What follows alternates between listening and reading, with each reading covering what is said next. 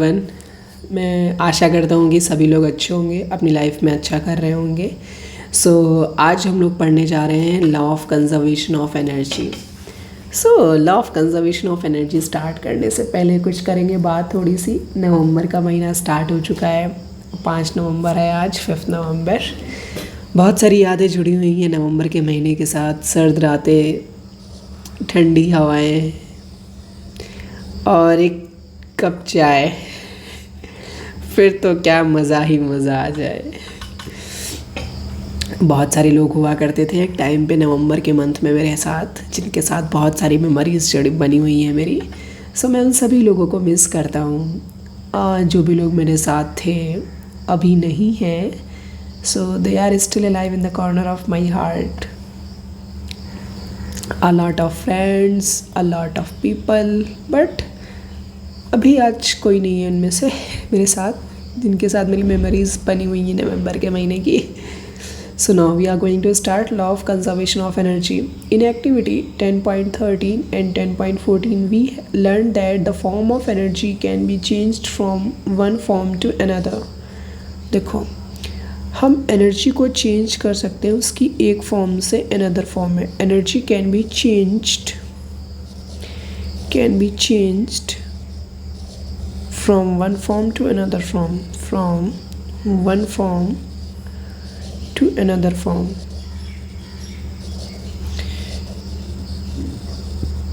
Another form, जैसे हमारे plants होते हैं, प्लांट्स की लीफ में special type of chemicals present होते हैं जो कि सन की सोलर एनर्जी को या लाइट एनर्जी को केमिकल एनर्जी में कन्वर्ट करते हैं और केमिकल एनर्जी की फॉर्म में स्टोर करके रखते हैं और उससे अपना खाना बनाते हैं।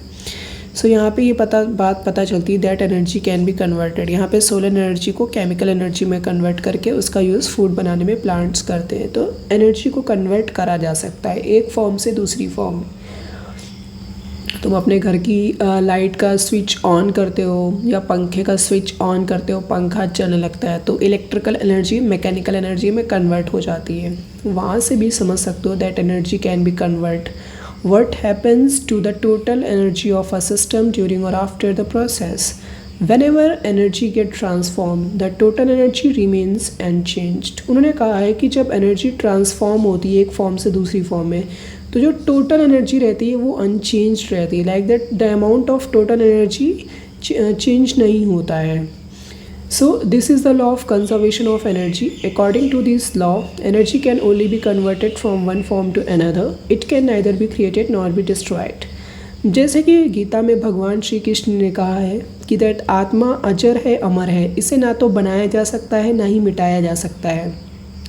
इसे सिर्फ एक फॉर्म, ये बस शरीर बदलती है एक बॉडी से दूसरी बॉडी में। ठीक उसी तरीके से एनर्जी का है। एनर्जी को ना बनाया जा सकता है ना ख़त्म किया जा सकता है, ये बस अपनी फॉर्म को चेंज करती है एक फॉर्म से दूसरी फॉर्म में। तो law of energy conservation is directly related to the lord Krishna as teaching. ठीक है, लॉर्ड कृष्णा जी की जो टीचिंग है, जो उन्होंने टीच करा हुआ, जो उनके संदेश हैं, उन्हीं के अकॉर्डिंग मैंने इसको रिलेट करा हुआ है। ये मेरा ओपिनियन है, मैं किसी पर्टिकुलर साइंटिस्ट या रिसर्च की बात नहीं कर रहा हूँ। ये मैं जो समझा हूँ वो मैंने बताया, ठीक है, ताकि तुम्हें ईजिली समझ में आ जाए। Law of conservation of energy, the total energy before and after the transformation remains the same. Total energy जो है किसी भी ट्रांसफॉर्मेशन से पहले और बाद में सेम रहती है। The law of conservation energy is valid in all situations and for all kinds of transformation. जो law of conservation of energy है वो सभी सिचुएशन में अप्लीकेबल है और सभी तरह के जो ट्रांसफॉर्मेशन होते हैं उसमें भी अप्लीकेबल है। अब law of conservation of energy का मैं ज़रा प्रूफ दिखाता हूँ आप लोगों को, कैसे प्रूफ करते हैं। एनसीईआरटी में भी वो चीज़ दी हुई है, तो मैं पहले आपको करके दिखाता हूँ, फिर वहाँ से हम लोग रीड करेंगे। एक ऑब्जेक्ट ले लेते हैं जिसका मास m है। m मास का एक ऑब्जेक्ट है और पोजीशन a पर वो अर्थ से h हाइट पे है। ये h की h हाइट है पूरी, ये h हाइट पे है ऑब्जेक्ट। तो h हाइट पे है तो इसकी जो पोटेंशियल, जो इसकी यहाँ पे h हाइट पे है तो इसकी जो पोटेंशियल एनर्जी होगी वो कितनी होगी, mgh। बहुत ईजी है, काइनेटिक एनर्जी कितनी होगी, काइनेटिक एनर्जी 0 हो जाएगी। क्यों? क्योंकि ऑब्जेक्ट मूव थोड़ी ना कर रहा है, ऑब्जेक्ट तो रेस्ट पे है। और काइनेटिक एनर्जी का फॉर्मूला होता है हाफ mv²। v की जगह 0 रखोगे तो 0 आ जाएगा, यानी कि टोटल एनर्जी mgh आ जाएगी। यहाँ से इन दोनों को जब ऐड करोगे तो टोटल एनर्जी mgh आ जाएगी, ठीक है। अब पॉइंट सी, जब object just about to hit the surface of the earth, जैसे ही ऑब्जेक्ट हीट करने वाला होता है, इसको जब हिट करेगा, मतलब इससे टकराएगा, हिट करने से पहले, हीट बोल दिया था मैंने, I am extremely sorry for that, it is hit, okay, not heat हो जाता है कभी कभी। सो हिट करने से पहले, अर्थ की सरफेस को हिट करने से पहले जो ऑब्जेक्ट की पोटेंशियल एनर्जी होगी वो कितनी होगी, 0 हो जाएगी, क्योंकि हाइट तो बची नहीं।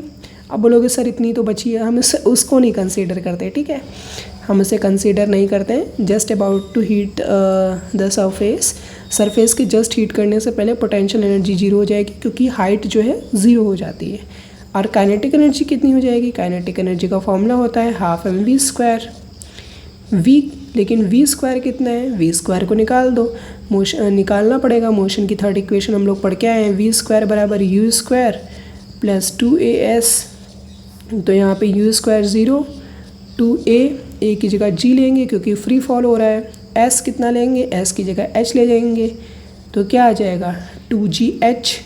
तो यहाँ पे देखेंगे, यहाँ पे हम लोग वैल्यू को पुट करेंगे, हाफ mv² की जगह 2gh, तो 2 से 2 कैंसिल, तो mgh आ जाएगा। यानी कि यहाँ पे जो काइनेटिक एनर्जी आएगी वो आएगी हमारी mgh।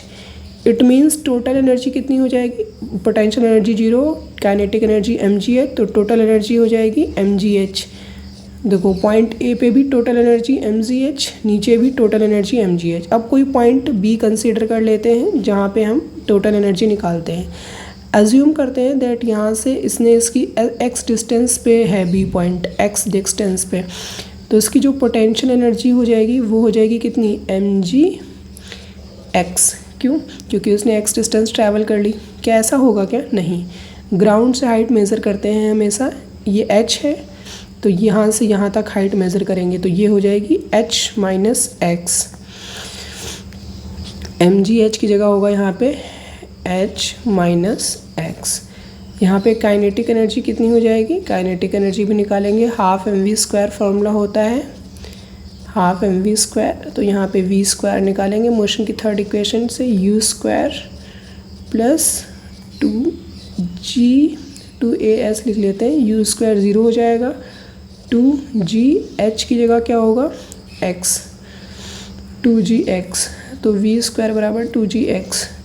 तो यहाँ से निकालेंगे हम लोग हाफ mv² की जगह 2gx रखेंगे, 2gx कैंसिल, तो यहाँ पे हमारे पास आ जाएगा mgx। काइनेटिक एनर्जी यहाँ से आ जाएगी हमारे पास, what will be the kinetic energy, यहाँ से काइनेटिक एनर्जी आ जाएगी हमारे पास mgx। ये इधर कट किया हमने 2 से 2, तो काइनेटिक एनर्जी आ गई हमारे पास mgx काइनेटिक एनर्जी आ गई। अब टोटल एनर्जी देखेंगे कितनी आती है, देखो ज़रा, हल्का सा मैं इसको यहाँ पे कट करते हैं, 1 सेकेंड।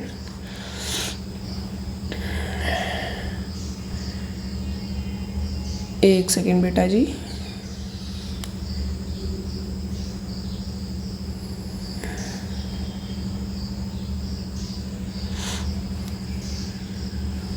देखो यहीं पे बता देता हूँ मैं। यहाँ पे हमारे पास पोटेंशियल एनर्जी कितनी थी, mgh माइनस x, और जो काइनेटिक एनर्जी थी, काइनेटिक एनर्जी आई है हमारी mgx।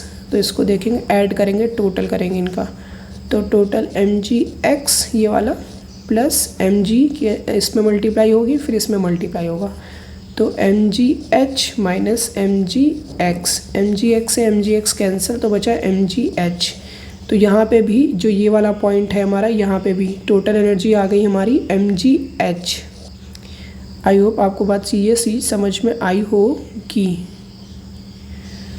तो यहाँ पे भी हमारी जो टोटल एनर्जी थी वो आ गई mgh। अब देखो तीनों पॉइंट पे एनर्जी सेम है, पॉइंट ए पे भी mgh, पॉइंट सी पे भी mgh, पॉइंट बी पे भी mgh।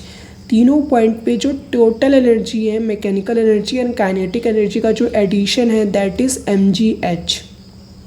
ये तीनों पॉइंट पे अगर टोटल एनर्जी सेम है यानी कि एनर्जी कंजर्व है, जितनी पोटेंशियल एनर्जी यहाँ पे थी, यहाँ पे काइनेटिक एनर्जी 0 थी, पोटेंशियल एनर्जी mgh थी। जैसे जैसे नीचे की तरफ ऑब्जेक्ट फ्री फॉल करेगा, नीचे की तरफ गिरेगा, वैसे वैसे उसकी पोटेंशियल एनर्जी घटेगी। क्यों? क्योंकि उसकी हाइट घट रही है और काइनेटिक एनर्जी इंक्रीज़ होगी। तो जितनी पोटेंशियल एनर्जी घटेगी उतनी ही एनर्जी काइनेटिक एनर्जी में कन्वर्ट हो जाएगी, स्पीड इंक्रीज़ हो जाएगी उसकी ऑब्जेक्ट की। यहाँ पे बेटा हमने एयर रेजिस्टेंस को इग्नोर कर दिया है, एयर रेजिस्टेंस को यहाँ पे हमने कंसीडर नहीं करा हुआ है। सो आई होप आपको ये चीज़ समझ में आई होगी। अब जरा इसको NCERT से रीड कर लेते हैं। नोट नहीं करा हो तो नोट कर लो इसको, जो भी नोट करना है आपको। टाइम शुरू होता है आप 1 2 3 4 5, टाइम ख़त्म। स्क्रीनशॉट ले लेना, जो भी करना है कर लेना, मतलब ठीक है। अब हम आगे बढ़ते हैं। अब आगे देखो, आगे इन्होंने क्या बात कही है। बात बहुत कहते हैं NCERT वाले। NCERT वालों की खासियत है वो बात बहुत कहते हैं, बहुत सारी बातें कह देते हैं वो एक बार में। बड़े ही बहुत सारे समझदार लोग हैं।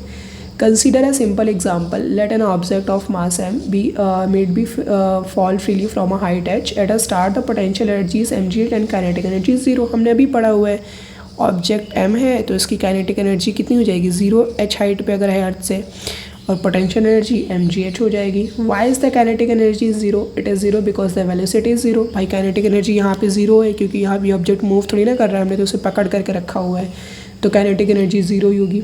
The total energy of the object is mgh। As it falls its potential energy will change into kinetic energy. सही बात है, जैसे ही नीचे की तरफ फॉल करेगा, गिरेगा, उसकी जितनी भी पोटेंशियल एनर्जी होगी वो काइनेटिक एनर्जी में कन्वर्ट होगी। If v is the velocity of the object at a instant, the kinetic energy will be half mv square। ठीक है। As the fall of the object continues, the potential energy would decrease while the kinetic energy would increase। जैसे जैसे object नीचे की तरफ करेगा उसकी potential energy decrease होगी और काइनेटिक एनर्जी इंक्रीज होगी। When the object is about to reach the ground, h is equal to 0, v will be the highest। मैं भी बताया था मैंने कि जब ऑब्जेक्ट ग्राउंड को हिट करने से पहले होगा तो इसकी काइनेटिक एनर्जी मैक्सिमम होगी, क्योंकि वेलोसिटी वहाँ पे मैक्सिमम होगी। यहाँ पे बेटा मैंने कई जगह पे वेलोसिटी बोला है, स्पीड को बोल दिया है, क्योंकि यहाँ पे हमारा स्ट्रेट लाइन मोशन चल रहा है, इस वजह से हमने बोल दिया है। स्ट्रेट लाइन मोशन में वेलोसिटी स्पीड बोल सकते हैं हम, कोई इशू नहीं है। Therefore the kinetic energy would be the largest and the potential energy the least। However, the sum of the potential energy and the kinetic energy of the object would be the same at all points। This is potential energy and plus kinetic energy is equals to constant। So I hope आपको बात समझ में आई होगी। ये वाला हमने पहले ही proof कर लिया था कि सभी पॉइंट पे पोटेंशियल एनर्जी और काइनेटिक एनर्जी का जो एडिशन है, जो उनकी वैल्यू है mgh सेम आई है। सो यहाँ पे एनर्जी कंजर्वेशन ये हमारा प्रूफ कर लिया था हमने। The sum of the kinetic energy and potential energy of an object is its total mechanical energy. Kinetic energy and में जो हमारी पोटेंशियल एनर्जी है, पोटेंशियल एनर्जी इसका जो टोटल है, टोटल जो है वो कंजर्व है, एंड इस टोटल कंजर्व को मैकेनिकल एनर्जी बोलते हैं, total mechanical energy. We find that during the free fall of the object the decrease in potential energy at any point in its path appears as an equal amount to increase in kinetic energy। जितना ज़्यादा potential energy decrease होगी उतनी ही ज़्यादा kinetic energy increase होगी। Here the effect of air resistance on the motion of the object has been ignored। यहाँ पे object के motion को इग्नोर कर दिया गया। ऑब्जेक्ट के जो मोशन पे एयर रेजिस्टेंस लगता है तो उसे इग्नोर करा गया है। There is a thus continual transformation of gravitational potential energy into kinetic energy। यहाँ पे continuously potential energy kinetic energy में कन्वर्ट हो गई है। सो आई होप आप लोगों को आज का वीडियो समझ में आया होगा। अगर वीडियो समझ में आया हो एनर्जी कंजर्वेशन का तो वीडियो को लाइक कीजिए ताकि यूट्यूब हमारे वीडियो को और भी लोगों को प्रमोट करे। और जितने भी निगेटिव लोग मेरे चैनल पे रहते हैं, कोई भी हो वो, मैं उससे रिक्वेस्ट करूँगा दैट आप प्लीज़ आप मेरे चैनल को अकेला छोड़ दीजिए, आपकी हमें कोई ज़रूरत नहीं है। अगर आप एक निगेटिव पर्सन हैं, आपके अंदर बहुत ज़्यादा निगेटिविटी भरी हुई है कंटेंट मुझे लेकर के, या मुझे आप पर्सनली जानते हो और मुझसे निगेटिविटी फील करते हो, ज्वेलस फील करते हो, so please just stay away from the it. आप दूर रहो। ये बात किसी भी अननोन पर्सन के लिए नहीं है। जो मुझे नहीं जानते वो मुझे क्या ही ज्वेलस होंगे, बट जो लोग मुझे जानते हैं और इस चैनल पे अपनी निगेटिविटी छोड़ने के लिए, फैलाने के लिए मुंह उठा के चले आते हैं, सो प्लीज़ आप दूर रहो।